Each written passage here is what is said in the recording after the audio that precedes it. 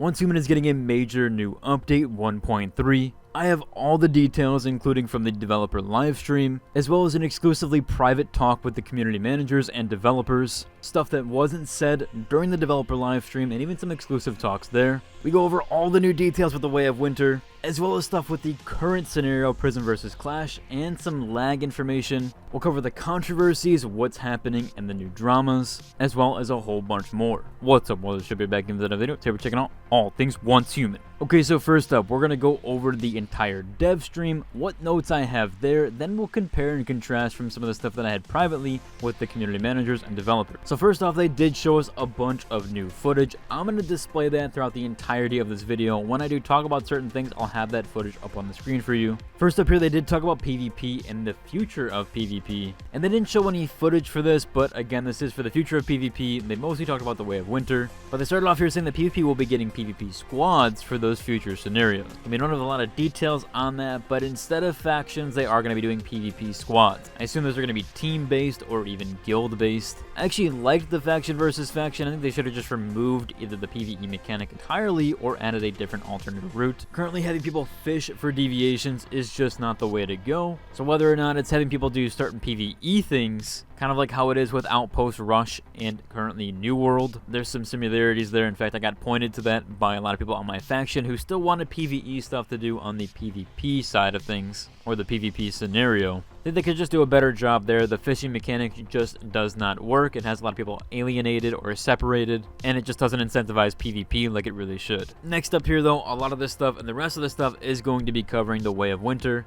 as well as some stuff that we'll get on to later in the video, which is the lag concerns, as well as some optimizations there. So first up here with Way of Winter, we are getting an entirely new map. So the entire map is going to change, and you cannot return to the old map at all. So if you do join a Way of Winter scenario, it's going to be a new map, and you will not be able to go to the old one. Next up here, they do say that you might be able to trade blueprints in the future, and this is for the building blueprints. A lot of people want to share their blueprint, but they want to make sure that they add protection, because they know a lot of people have like exclusive builds and private builds, so they don't want people sharing those private builds with certain people. Essentially, they want to keep that more locked down overall. Although mostly I would say that as long as you can't copy someone's blueprint out of the blue, or they have to give you access to that, I think it would be perfectly fine. But yeah, hopefully they do add the solution or some type of QR code like they have with the character creator screen, to where you can actually share blueprint builds. They're also working on a way to have Eternal Land blueprints be able to be used in scenario. Now, a massive change here, people have been asking for this feature, is a way to exit a scenario in the middle of it. So typically you have to wait for the last phase. We've always had a phase 6. However, with the new PvP scenario, we only have 3 phases, or a 4th phase. That ending phase there, again, the ending phases being phase 6 and phase 4. That's when you can enter into a new scenario. However, seemingly you're going to be able to do that at any single point. However, there are some limitations there. But the first one here is actually, if you do enter a scenario that you don't like, within 24 hours you can exit at any point. That's if you do not wish to stay in that scenario. However, the mechanic overall with it, other than the first 24 hours, you're going to have to use a currency, or a new currency they're going to be adding. I believe they mentioned the Mitsuko marks, but I think it's going to be something different than that, or it's at least going to be akin to that.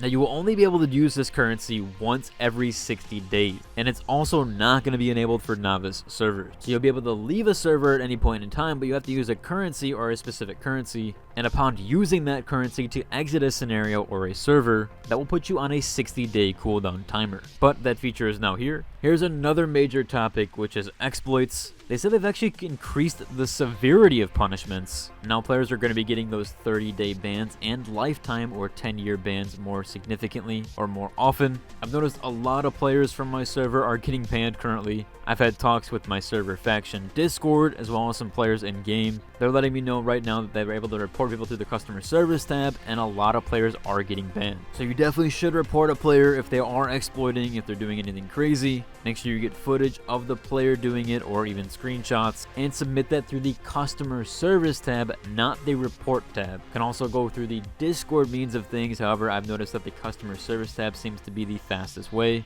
That is, again, the headset icon in game. Jumping over, we actually did have some codes shown off during the live stream. I know people are going to be asking about that. I'll feature those codes on screen as well as in the description of this video. There are 2 codes for StarCrom. which will net you 500 each. And there's also a third additional special code here. Moving on though, they did say that this time around the PvE scenario is going to have way more dev attention, so the Way of Winter will have a lot more attention overall. And then of course the PvP scenario, which they did say, and I will detail in the other section of this video, that essentially the PvP servers were a test overall. Now additionally with that, they also increased the hive size to 16. And jumping back to the Way of Winter new map, they did clarify that it is not all winter, and it also has hot and volcanic areas. You'll see that here in a lot of the footage where they showcase the winter and the volcanic areas off. There's also going to be new mematics. That's to help with body temp, as you will need to maintain that or you will have significant issues in those areas, or they can just full on down you or restrict your movement. There's going to be a body temp mechanic there,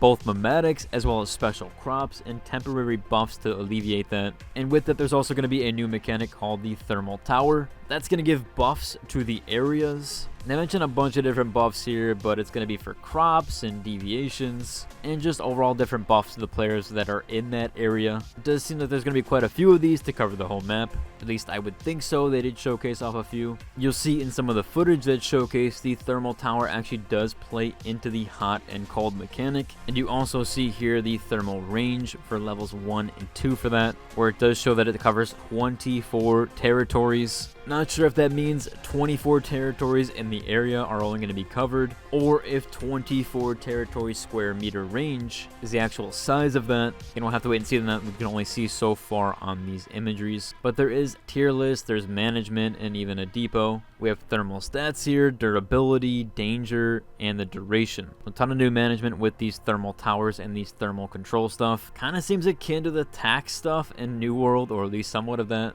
or at least even territory control. So a pretty cool mechanic there, although with no PvP, I'm not sure how this is going to play into things. Maybe just everybody working together there. But who can change the things in here? It says there's access settings and operation log. Again, not sure who that's going to be limited to, or if it's who the first capture is. Last up here for the dev livestream, they did show off a new silo. There's a ton of footage on that. It's a new volcanic silo. It looks really cool, actually. It's got some nice new graphics there and nothing we've really seen before. All of it's always kind of played into the corruption thing, although this silo definitely plays into the new volcanic area, so pretty cool with that there. Jumping over, I did have a private exclusive meeting with the developers as well as the community managers where we got to ask a specific question. I know the major question here is, what is going on with lag? Are they going to be fixing that with the current PP scenario? Is it going to be fixed with the new PvE scenario? Now they did say here that lag is their top priority. They also mentioned that this is due currently to a Steam issue where Steam clients actually did download a bad or corrupted packet. That is causing a lot of the lag right now, or at least some of the lag. They're going to add a packet manager or a packet cleanup with the Steam client, as well as I think with the loading bay client too. That way you can kind of help clean that, although it should be done automatically and not just manually. They're going to have these server fixes as well as that packet fix implemented on October 17th. So unfortunately it's not going to make it into the current PvP scenario, because it's only going to really be for the new PvE scenario,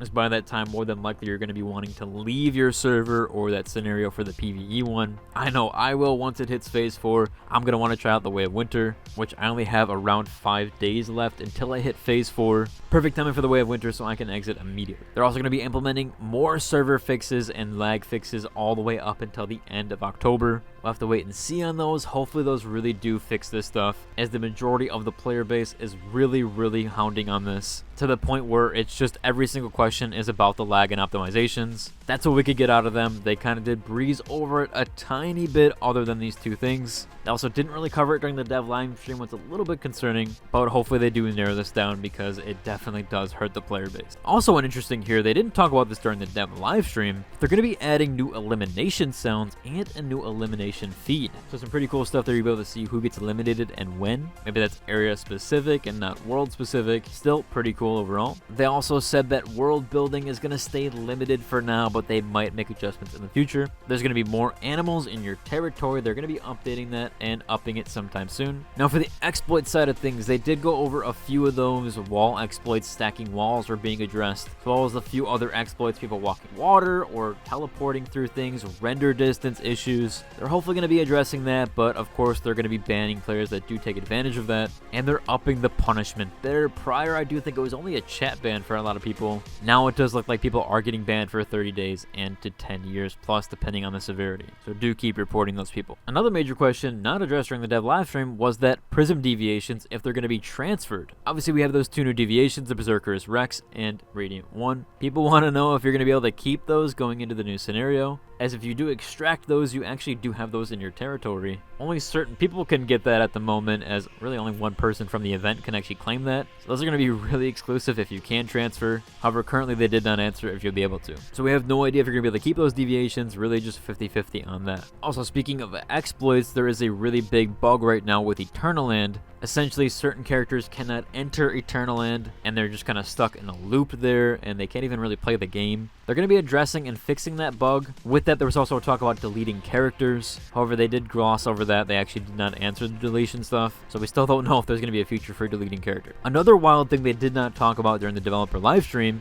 is there's going to be some massive mod changes, and even mod UI changes. There's also going to be extra channels to obtain mods. However, they did say that the mod changes are going to be very significant. It's going to change the way you play, gather those, and obtain those overall. They talked about there being a major new mechanic with that. However, they didn't outline any details with that, and it wasn't during the developer livestream. Players have also been asking about the storyline. Again, something not addressed during the developer livestream, but there actually is going to be a new storyline, and it will continue off the current storyline, but it's not going to be present in the Way of Winter scenario. That's not going to be happening until 2025. Of course, during the developer livestream, they said that level 50 will stay the cap. Their focal point will always be on gameplays and scenarios and not level cap.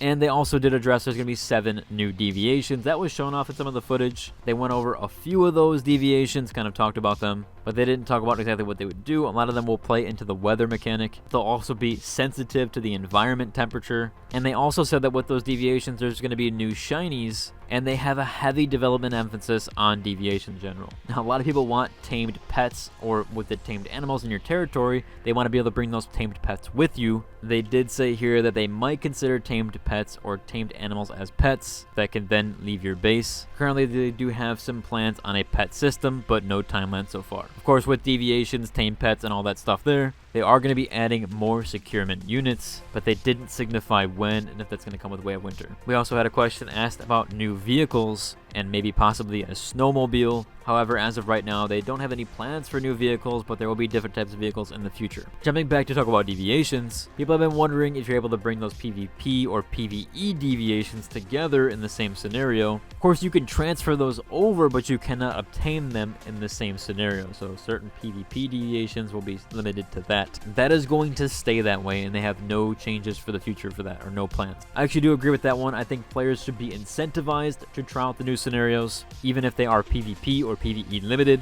Again, you don't have to. World of Warcraft has this same mechanic. You don't have to PvP in World of Warcraft, but if you want to optimize your build and have the highest DPS, you're going to need a PvP to get a PvP piece that is really good in PvE. And vice versa there. If you are a PvPer, you do have to do a little bit of PvE to get a decent gear piece so that you can increase your DPS. You don't have to do those things. You don't have to do that at all. But if you want the most optimized build overall, you should be able to do both scenarios, or in this case, both PvP and PvE. I think making people get out of their shell there if they want, again, to have the most optimized route or optimized build is never a bad thing overall. Again, it's not something you have to do or are forced to do, but if you want the most optimized build, you should have to do both scenarios, or at least try to get into both scenarios and play them. 2 last minute things here. There's going to be a new solution for safe zones and for silos. Right now, they're not going to add an immunity timer, but they are going to be reworking safe zones to kind of play into the silos a little bit better. That way, everybody is just immune there instead of having that immune timer.